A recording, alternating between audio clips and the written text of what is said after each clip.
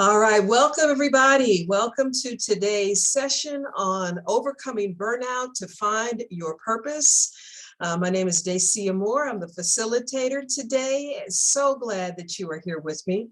I am going to share my screen and we are going to get started because I know that it is a Thursday and you've got other things that you want to do, but you're here because you want to learn something, and I have something to share with you. So today we're talking about finding your purpose, overcoming burnout to find your purpose.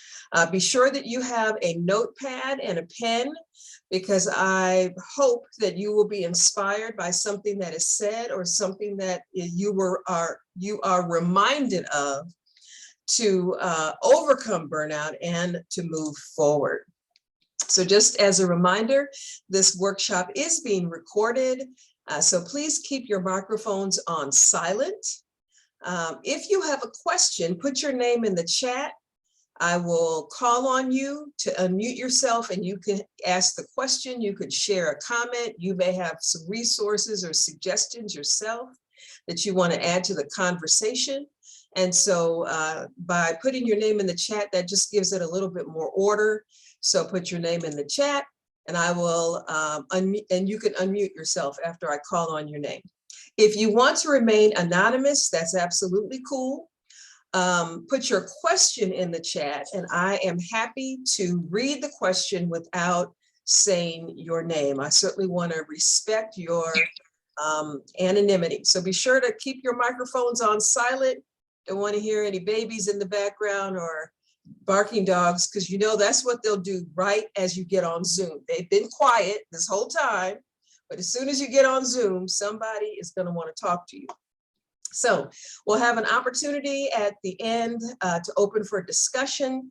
And the next topic for you to put on your calendar, should you be interested, is on May 12th, 7 p.m., Discovering Your Purpose. All right, so for those of you who do not know me, my name is Dacia Moore. I am a licensed professional counselor. D is my nickname. I've had a private practice, Second Wind Counseling and Coaching since about 2003. Currently, I'm the executive director of a women's counseling center, Gateway of Hope, located in Olathe. And so I'm doing a lot of stuff, and I'm doing this because I want to help. I have experienced burnout. I have discovered my purpose. I believe I'm in the smack dab middle of what the Lord created me to do. And I know that He has a purpose for you. And part of that is for me to share with you a little bit of my story. And so some of you heard my story about getting counseling. That's why I became a counselor. No shame in that game, because I believe in counseling. But there was a time in my life back in the early 2000s when I was in a job that I had been there maybe 7 or 8 years. And I was burned out. It was a high stress job. I was there longer than most people. And I was doing a great job for a while. And then I began to get exhausted and tired and burned out. And everybody knew it. So if you are feeling burned out, if you're sensing that you're burned out, don't think that you're hiding it. People know, they can see. They may not know it's burnout, but they know that there's something different about you. You're not the way you used to be. And that was certainly the case for me. So I had experienced burnout for probably about a year, but I was afraid to leave the job. I needed the benefits. And I was just straight out afraid. I had an idea of what the Lord wanted me to do, but I was afraid to do it. And so I hired a life coach, Lori Eigels, and she helped me. We worked together probably about 4 or 5 months. And she led me through several activities and exercises. And it was just a blessing to know that she was there and that I had a plan. I had a plan. We put some things in place. I had done my research. And then one day I went into my job and they fired me. They fired me. Yes. And that was the best thing that happened, because that was the Lord pushing me out into the deep end of the pool, and I am still here. I did not drown. I did not crumble. I didn't break into shards of glass like sometimes I felt that I would. But that taught me a lesson. First of all, it taught me how to recognize burnout. And it also taught me and helped me to strengthen my faith. It taught me that other people can see that you are burned out. And I don't, when we talk about burnout, that is not a good place to be. And so what is burnout? There's a lot of terms going on right now. The new term is called languishing, and they're calling that the pre-burnout stage. Languishing, that's a big word. Most of us don't use it in a normal sentence, but languishing just means that purgatory where you don't really feel anything. You're not excited about your job. You just don't have the kind of energy that you used to. Researchers are attributing the pandemic and the collective trauma that we experienced in the pandemic to this idea of languishing. People are still nervous about the variants that are going on. Many people have lost loved ones or they have been sick. So many things have happened to you, and you may be languishing or you may be burned out. Now, burnout initially meant a fire slowly burning out to be extinguished, to extinction, okay? We don't want you to get to that place, because when you think of a log that has burned out, you can't light it back up again. If you have a fireplace and you have logs that have burned out, you can't go back the next day and relight it. So the human condition is a little bit different, but similar in that the burnout feeling, you just feel exhausted and you have lost all joy, and it just feels like you can't do anything. It was first studied, this idea of burnout was first studied in 1974 by a psychologist who published an article, Staff Burnout. And that is credited for the beginning of the formal study of burnout. See, up to this point, and even now, see, if you tell some of your friends or family members that you're burned out, some people are going to say, oh, well, you should be happy that you have a job. I mean, girl or fella, you just need to, suck it up and get over it. You have a good job. Just try to relax, take a vacation. They do not understand what burnout is and what it means. But burnout has become such a phenomenon that even the World Health Organization has entered it as a classification in the ICD-11 as problems associated with employment or unemployment. So it's not that you're not handling stress well. It's not that you shouldn't be grateful for your job. It is really associated with your job and the level of stress that you are experiencing. It is not that you are not strong enough or you're not resolute enough to power through it. It's kind of like when people say silly things to grieving folks or to people who have recently been divorced, trying to cheer them up, but really saying things like, oh girl, you'll find somebody else. Well, my husband just died. Why are you saying that to me? So not everybody understands burnout, and maybe you're just now learning about burnout. So burnout is related to your job. It is an occupational phenomenon. It's not a medical disease, and it really is an issue where you are experiencing such a high level of stress on your job that you are no longer functioning at optimal level. That's really, really what it means. It's related to your job, and you may have a really well-paying job that has great benefits, but is it worth your quality of life? Okay. And if you probably wouldn't be on this call if the answer to that was yes. So I understand about having to pay bills, and I understand about the fear that it might invoke in you, because what else are you going to do? And we're going to talk about that. But I will say that burnout is a real thing. It is related to your job. There are some things that you can do to try to alleviate it. But after you try and do those things, if you still are experiencing the feeling of burnout, that means that you are burned out. That means that truly that is what you're experiencing, and you will have to do something different. And you're not the only one. Burnout is on the rise. Over 52% of people surveyed recently in 2021 said that they were experiencing burnout, and that is up from 43% pre-COVID. So many people believe that COVID has certainly influenced and has some kind of, has something to do with the burnout that people are feeling. With many jobs, people have left, and so the work still has to get done. So it could mean that with your job, you have more responsibility piled up on you. Maybe you're doing the work of 2 or 3 people instead of one and a half persons like it was earlier on.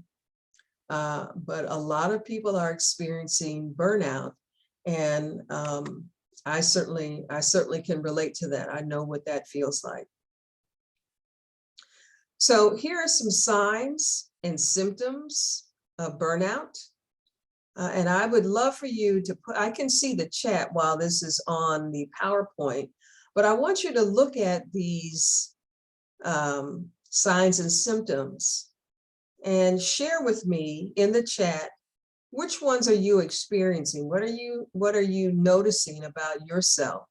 Is it reduced efficiency and energy? Do you just not feel as motivated? Increased errors, that is an indicator that burnout might be an issue. And certainly that is something that your coworkers and your supervisor will notice. They'll notice the different level of motivation, and they'll notice your energy. But when you have increased errors, then that becomes a little bit more problematic for people, because that's affecting, the team. You're tired all the time, no matter how much rest you get. I remember feeling like I was fine on the weekends. When Sunday night came, I dreaded it. And no matter how early I went to bed on Sunday evening, Monday, I was exhausted. Monday morning, I was exhausted, did not want to go to work. And if you have previously enjoyed your job and didn't mind going to work, to go from that to now you just kind of dread it, that's not good. That's not good. Some people have headaches. They're irritable. They get snappy with each other. They get snappy with family members. They get snappy with coworkers. They just are not, you just kind of get meaner, because you're irritable, because you're tired, because you don't like the job anymore. You have increased frustration, and you spend more time at work, but you're not accomplishing as much as you used to. Now, we have some thoughts in the chat. I'm so glad that you are participating. So I see lower levels of motivation, absolutely. Decreased motivation, tired, irritable, same Sunday morning dread, less motivated. So okay, so let me just move on. I'm not going to pontificate too much at this point. So let's look at the results of burnout. Now, we all seek pleasure, and we seek to avoid pain. That is the human condition. All of us seek pleasure, and we seek to avoid pain. So because burnout is painful, it is difficult, it is an emotional state that is causing you negative emotions, you're going to try to feel better. And that means self-medicating. That may mean drinking more, and an increase in drinking and the increase in the frequency of drinking. So when you come home, you have a drink, and when I love wine. Okay, I call myself an amateur connoisseur of wine. But I know internally when I'm drinking too much. And generally I have to ask myself, okay, what is going on? Why you're drinking too much? The other thing is eating, overeating. That's another external cue that salt and sugar are what we crave. And that's another way of self-medicating. Shopping. Some people shop. Some people have a lot of sex. They get more promiscuous. Some people, just go. I have one client, she goes out to eat. So when she has an increase in the number of times that she goes out to eat, she knows that something is going on with her. She just wants to feel better. On the job negativity, self-doubt, and this is a faith-filled Christian workshop. Hopefully you got that in the description. Self-doubt is not where the Lord wants you. He is a powerful God. He has that power that he wants to give you or that lives inside of you. And so self-doubt is the opposite of that. You plus God is everything that you need. So that self-doubt is the enemy talking to you. And so burnout is a serious condition. It's not just something that, oh, I'll live with this and I'll be okay. I mean, I think, especially since you decided to hop on the Zoom, and I'm so glad you did, but that's an indicator that you need to make a change. And so before it gets to be too bad, before it starts negatively affecting your physical and mental health, it probably already is negatively affecting your mental health, but then that's going to roll into your physical health, especially if you're self-medicating. We are a holistic being. So, this burnout thing is something that I want you to take seriously, and I want you to seriously consider some of the suggestions that I have for you in just a few minutes. So part of what I want to talk to you about is, what is your purpose? And are you moving toward it? Because I think that burnout is in opposition to your purpose. Burnout is like a big, what I see is like this big stone pillar that's standing in your path. And it's hard to get around it because you can't see past it.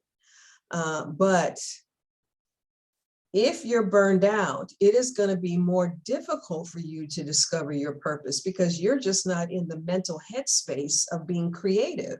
You're tired, you're exhausted, you're irritable, you're frustrated. That is not the place where creativity lies. That is not the place where inspiration lies, okay? So unless you make a turn and make a change, you're going to run into these bushes. You're going to run off the road. You're going to stay in this job that you hate because of the money and because of the benefits. At least that's why I stayed. But you are going to wither on the vine. Withering on, and you may already be withering on the vine. Okay. Because generally burnout is a progression and it happens over time.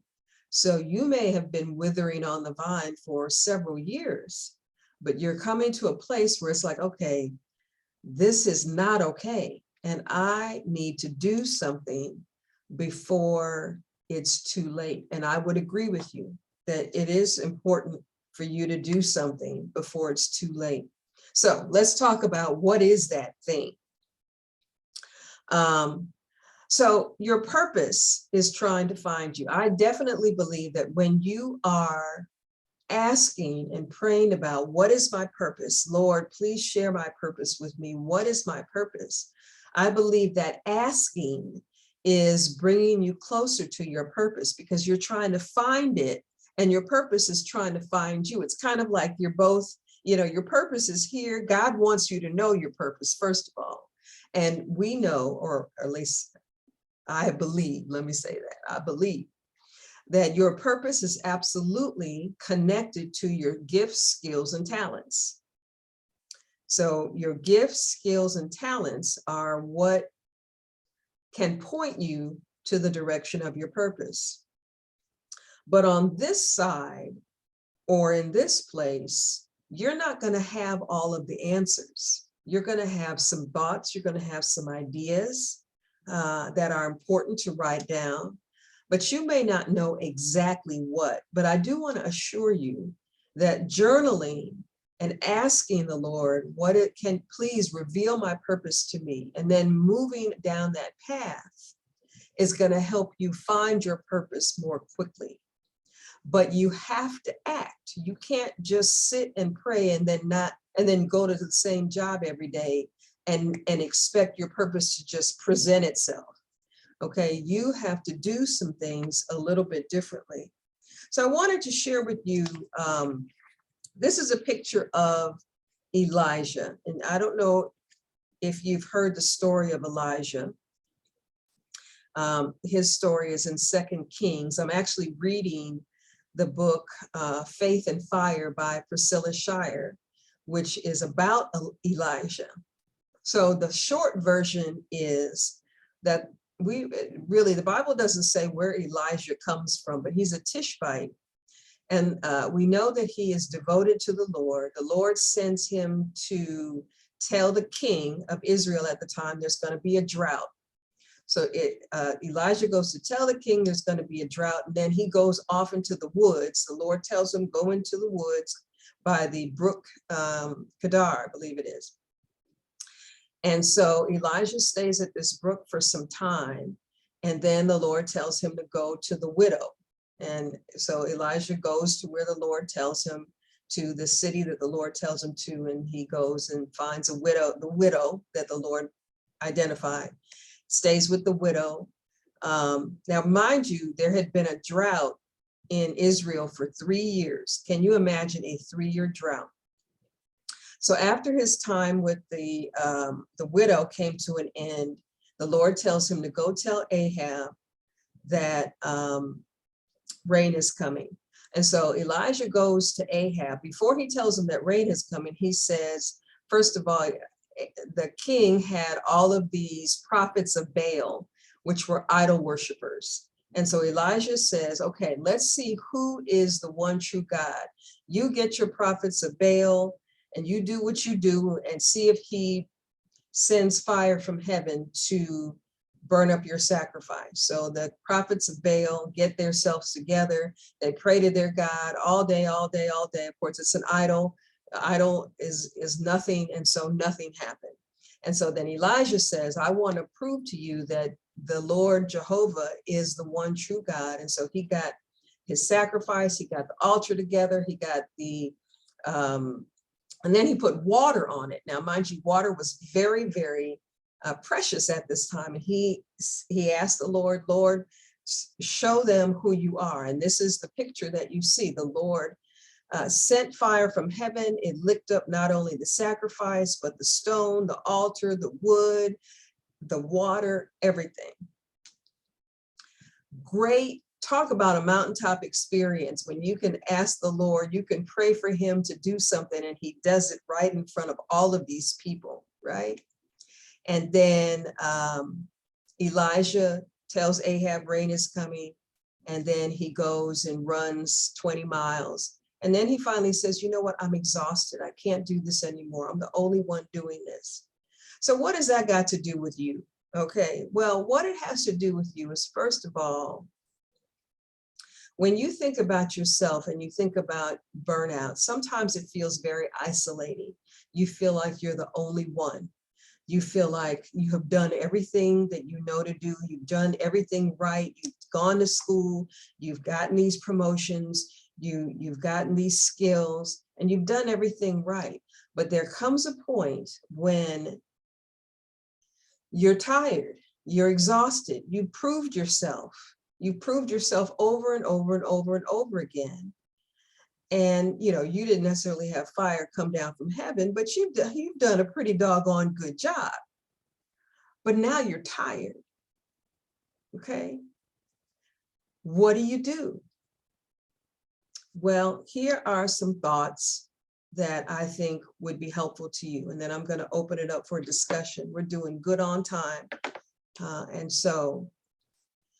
But I wanted to use the story of Elijah as an example to you that it is okay to be tired. It is a human thing to be tired. But if your fatigue persists in spite of doing some things, and these are some of the things that I'm suggesting to you. These are just my ideas for you. But if you're a Christian listening to this recording, number one, are you living right? Now, I'm not going to tell you what living right means, but you know what it means. And you know if you're living right. Are you living right? And if you're not, then maybe you want to try. And in terms of how you treat other people, are you doing the things that you know you should be doing, and that's your definition. But when we look at Elijah was living right. He was devoted to the Lord. He heard the Lord's voice and he obeyed. So that's the next thing, is obedience. That's the thing I didn't do when I was in my burnout situation some years ago. I knew that I was burned out. I knew that I should step away from this job and go into my private practice. And I knew that the time had come, but I didn't do it. I didn't do it. I stayed. I was afraid. I was afraid. And so I did not obey because I heard that voice. I was living pretty good. I'm not going to tell y'all exactly, but I was trying, and the Lord honors your effort. Where none of us are perfect. We are all a work in progress. You are a work in progress, and so am I. But I was trying to live right. And I heard that voice, that inner voice say, Dacia, it's time to go. And I debated with that voice. I disputed that voice. I said, no, that's not right. That can't be right. I need benefits. That voice was right. And so if you have had the experience where you've heard that voice say, it's time to go, guess what? It's time to go. Now, there's some things that I want you to do before you go, but it's time to go.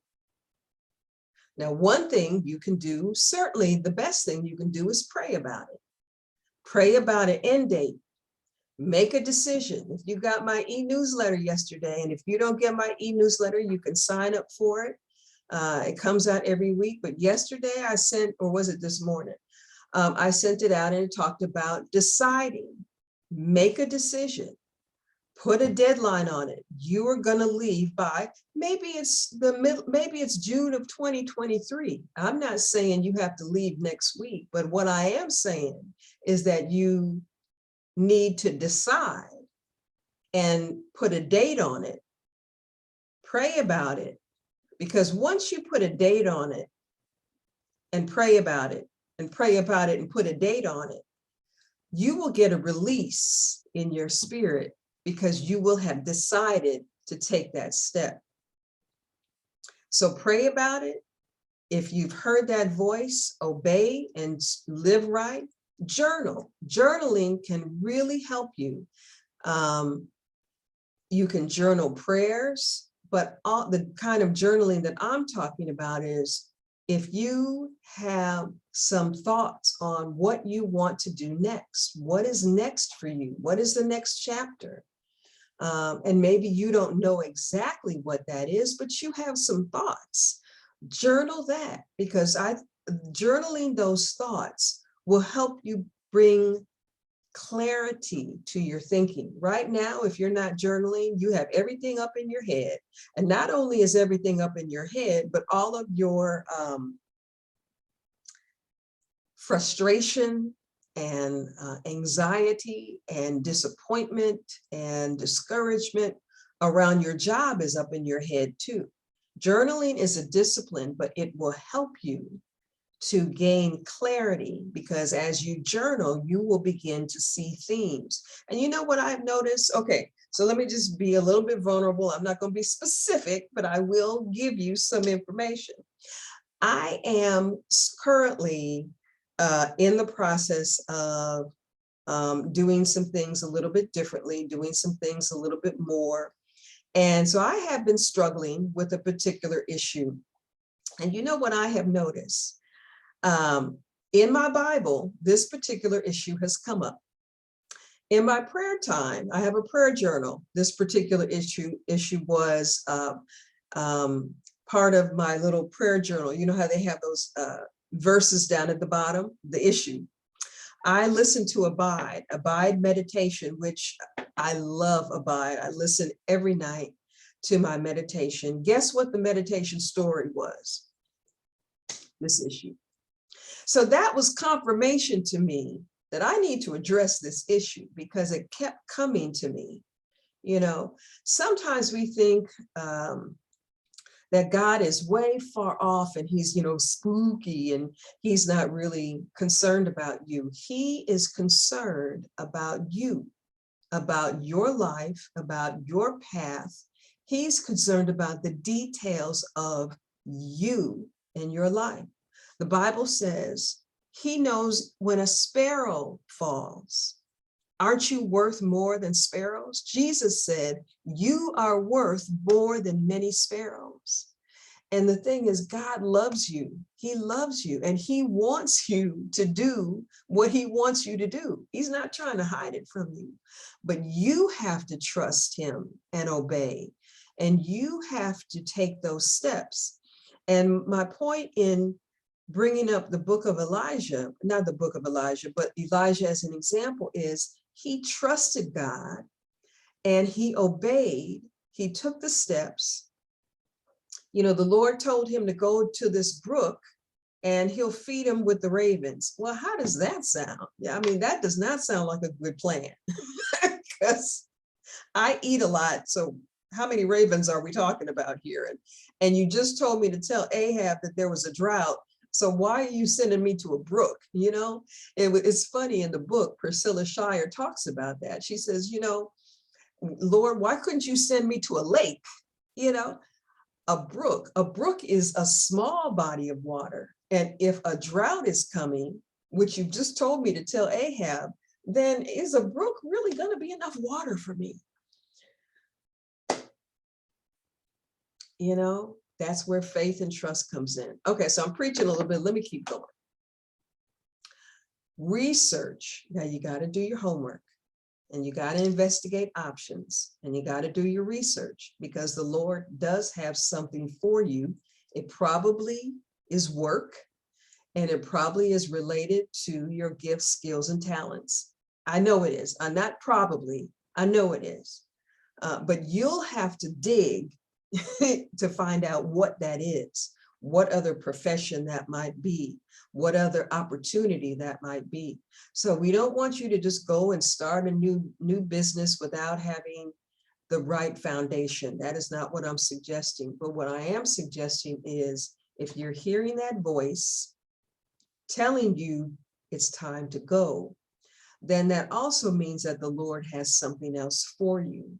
But it might be up to you to find out what that something else is. So you start by journaling your thoughts and ideas of what it might be. And then over time, you'll see some themes emerge in your journaling. And then you do your research. You can look in the U.S. Occupational Outlook book. You can Google it. You can investigate options. You can look on Indeed and Glassdoor and all of those other kinds of job postings. You can do informational interviews with people. You're gonna have to invest some time to discover what your options are so that you can come up with a plan. And when you come up, and it doesn't have to be like a complete business plan, although, you know, that may be part of what you want to do. Maybe you have a business idea and maybe you do need to start moving in that direction. But whatever it is, there are resources out there that can help you. So I encourage you then, the next one is to get wise counsel. You know, there's the Kauffman Foundation. Did you know that Kansas City is one of the top places in the nation for entrepreneurs? And so if starting a new business is your thing, this is a great place to do it. You've got the Women's Business Center. You've got, I just read about a Black guy who is on, I think, 39th and Main. And he provides loans to entrepreneurs. I mean, there are resources out there, but you've got to do the research and get wise counsel. Get wise counsel might mean informational interviews. It might mean talking to people who are doing that job. Definitely, I say get a life coach. I would love for you to work with me if you are not already, but my life coach helped me. Get somebody outside of your circle that can ask you questions and hold you accountable for moving forward, because that's the last step. Okay, you can do all of these things, but if you don't take the action, like Elijah went to the brook, you know, he probably had some questions about the ravens feeding him and about the amount of water that was going to be at the brook because there was a drought, but okay, I'll go. Went to the brook. During the middle of the drought, he went to the widow, and the widow told him, I have 2 sticks that I'm gonna rub together. I have a little bit of meal and a little bit of oil, and I'm gonna make a meal for my son and I, and then we're gonna die. That's who the Lord sent Elijah to. And Elijah said, okay, well, make me a little bit of bread first. And the Lord says that your bread will not run out. And it didn't run out. So, but the point is that he did it. He went to the brook. He went and followed directions, you know, and that's what you have to do. There is a point where you're going to have to let go and just do the thing, right? Put a date on it and then commit to it and then do it. Do the thing. You don't have a lot more time to waste. I know I certainly don't. So I encourage you to do those things. Now, if you have some thoughts or questions, you can put them in the chat. If you think there are other things that you could do, put those in the chat as well. So I'm going to end with, well, I've got a couple more slides and then I'm going to end the PowerPoint, and I do want more of a discussion. But we can't talk about doing the thing without talking about what obstacles you are likely to face. And you're likely to face obstacles within, because the battlefield is the mind. I'm gonna do a workshop on that. The battlefield is the mind, because that's true. The enemy comes to you in your mind, and you sometimes are your own worst enemy in your own thinking. There are many things that you can do to try to prevent that. You can certainly read books on how to overcome fear, how to overcome insecurity, how to overcome self-doubt. There are many things that you can do, but whatever you do, you're going to have to face the fact that doing the thing is going to require courage. And the definition of courage is moving forward one step at a time in the face of adversity and in spite of how you feel. So this path that I am encouraging you to take will mean that in spite of fear, in spite of insecurity, in spite of feeling less than, in spite of feeling unworthy, in spite of feeling insignificant, move forward one step at a time in the face of adversity, and in spite of how you feel, you must muster your courage to do the thing. And just because you feel fear does not mean that you're on the wrong path. Okay, fear can be helpful, but fear can also be hurtful. So there's a lot more I can say about this, and perhaps I'll do a workshop on overcoming fear and insecurity, and the battlefield is the mind. But it is important for you to make a decision, and in spite of how you feel, it's important for you to be firmly persuaded that the Lord has spoken this to you and that you are going to trust him with your life. You've trusted him with your soul. You've trusted him with your eternal life. So trust him with this. That's why it's good to have a coach, because that person can be in your corner to really encourage you on. Your family members might not be the best people, because they are, a lot of times our family members are naysayers. They're like, girl, what are you doing? You know, you should be, that's a good job. You know, and they don't get it.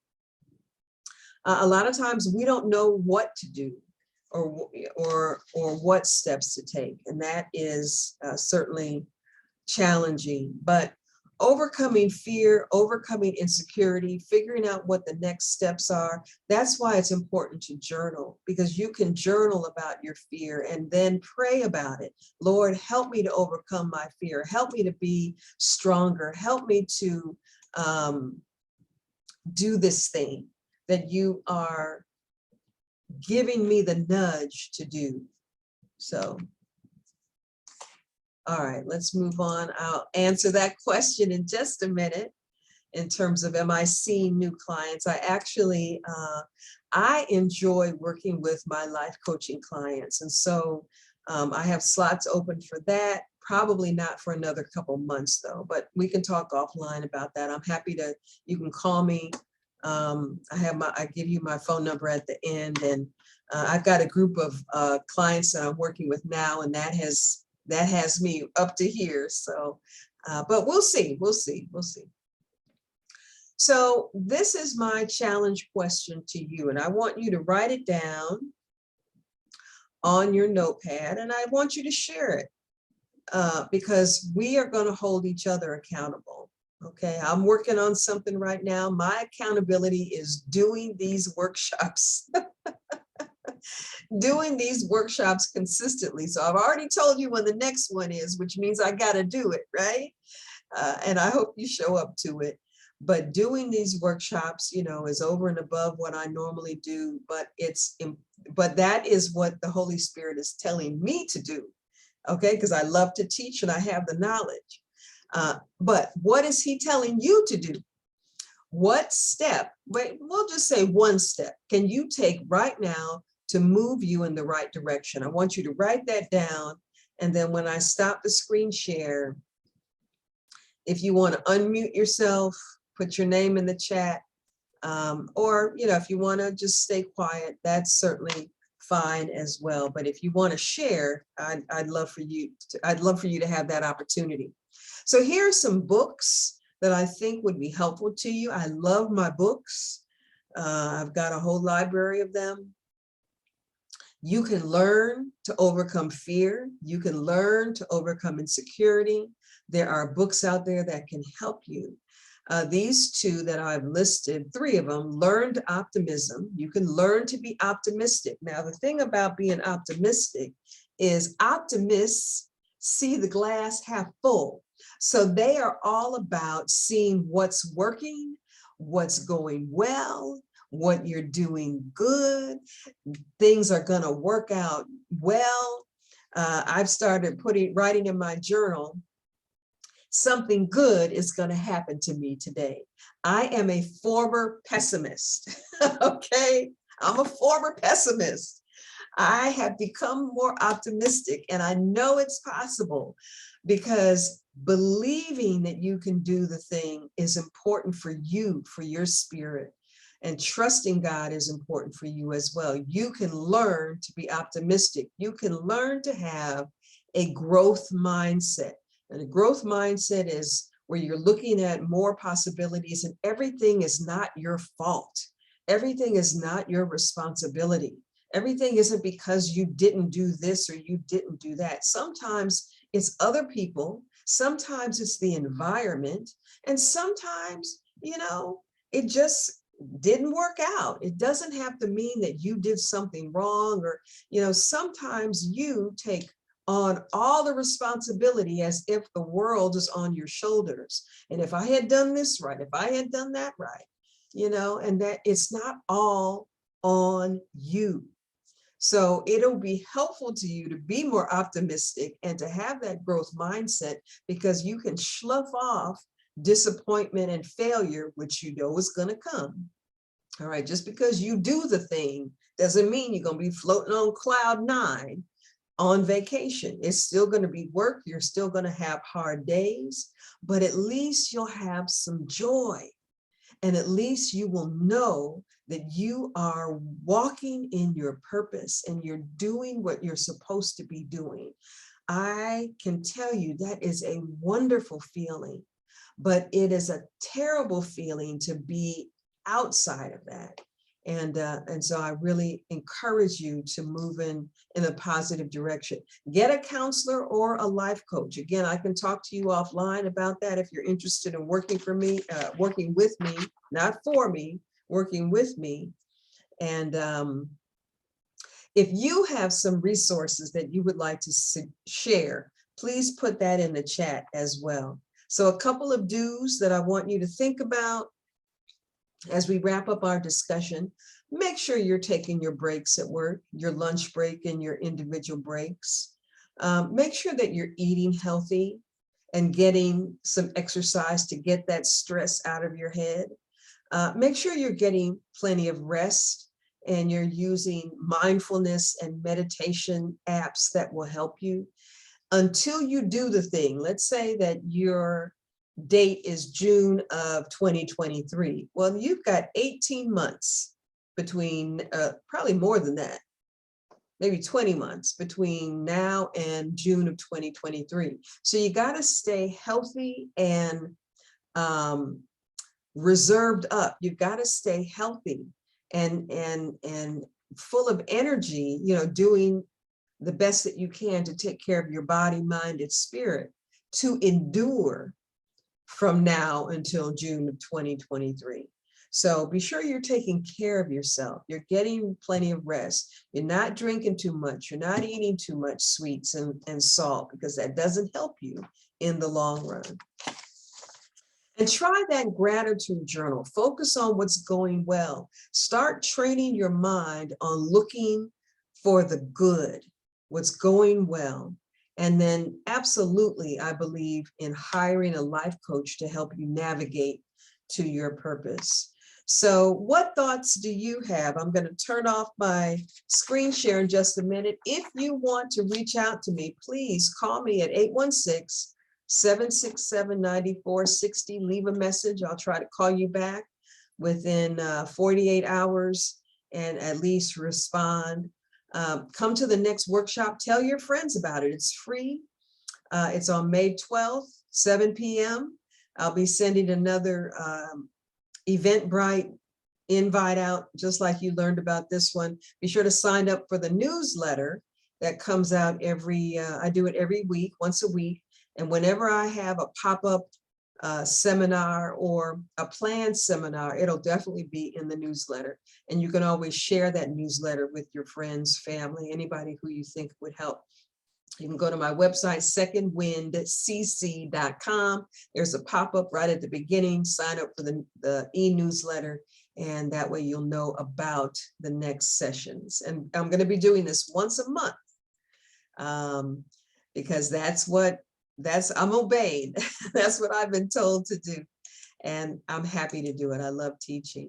So, okay, so I have taken it off of screen share. And if anybody wants to share any thoughts, if you have resources that you think would be helpful, if you have a question, you can pop it in the chat, or you can unmute yourself after you put your name in the chat, just so that I can keep things in an orderly fashion. And I'll give you a few seconds. Otherwise, I'm going to keep talking. There's more that I could say, but want to give you an opportunity to jump in. This is Shalon. Can you hear me? I can hear you, Shalon. Okay, I just wanted to say I appreciate this because pretty much everything tried to keep me from getting here at 7. I was a little late logging on, and I thought, this is not the one thing I'm going to miss tonight. Although I am tired, I am drained, I am over it, and I am done. But this is something for me, and rarely do I take time for me. So I'm in the healthcare field. So of course the pandemic is something that I've been dealing with. I'm a caregiver to a family member. So, busy in ministry and then work. So I appreciate this time of sharing, and the information was helpful for me. I guess I'll be honest. The answer to, you said the one question, where would I start? Yeah, and I actually put to be more consistent in seeking God's guidance. Because, every now and then you'll hear something in a workshop, what's your purpose? Oh, okay, Lord, what's my purpose? All right, and I'll sit a minute, work with that for about a week, and then I move on to, something else. So I would say be consistent in seeking God's guidance for my purpose, because I'm a journaler by nature. Good. I'm late to work journaling, but because my stuff comes in the morning, and so I just sit and I read, and stuff comes to me, and I listen and I write, and time passes. But again, that would be me. I won't take up time to be more consistent in seeking his guidance, not just hit and miss. Yeah, well, that's good. That's good to know. I will say, Shalon, that it sounds like you're a very creative person, and you have a lot of ideas. I think as you commit to spending more consistent time with God, okay, that means we got 5 minutes left. Okay. As you commit to spending more consistent time with God, you'll find that certain things float to the top and some things kind of float to the bottom. And I think that you'll find that some things keep coming to the forefront. What I have learned is that when it's your purpose, it doesn't go away. It keeps coming back. I say, do the thing, okay? And I'm talking to myself just as I'm talking to you, because the Lord has told me to do some things, and I'm doing them. But I know what to do because it won't go away. It kept coming back. And I would try to do something else, but this idea just kept coming back. So I finally embraced the thing. And I said, okay, this is what I'm going to do. I am setting my stick in the sand. I'm going in this direction. Because I have projects all over the place, but I actually stopped several projects and I'm focusing. So there is something to what you just said, Shalon, in terms of focus and being consistent. And so I'm glad to hear that. Anybody else want to share with the one thing that you will start doing today?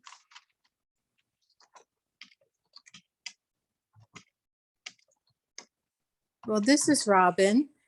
And the one thing, I think one step for me is, like you said, I have it all in my head. And it does take me a while to put it into pages or on paper to journal, to journal. But I think one step beyond for me to get me going is I think I'm visualizing myself in whatever in the purpose that I have. And when I visualize myself being where I want to be, doing what I want to do, all orchestrated, of course, by God, I think that gives me a little push to say, okay, now put steps into place to get you where you're visualizing yourself to be. Yeah. Now, Robin, that's biblical, because in the beginning was the Word, and the Word was with God, and he called things that were not as though they were. And it says that now faith is the substance of things hoped for, the evidence of things not seen. So everything that is created, from the universe to whatever you want to do, was first created in our thoughts. And visualizing that, and then praying about it and offering it to the Lord, and making sure that the two of you are on the same page as you were. But that is powerful. And so I'm glad to hear that you're going to start visualizing that, maybe even describing it in your journal, and then putting it as a reminder in your phone to visualize, and then describing what that looks like, so that every day you'll get in the habit of seeing it. Yeah, that sounds great.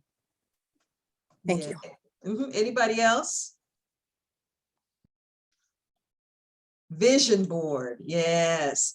Now, we didn't get a chance to do a vision board because of COVID, right? Folks were on a roll with vision board parties. And, but we could always have a vision board party. So I don't know, but that's something we might want to plan doing in one of our fun sessions that we have. There I go, planning more stuff to do. But a vision board is important. So one thing you could do is just, well, I'm not going to give you any more homework, but I'm going to write that down, Shalon, a vision board, because you know what, having a vision board, and I have one in my room, but you can have several vision boards, and that does help. What else helps is having words around your space that encourage you. So anybody else have a thought that they want to share?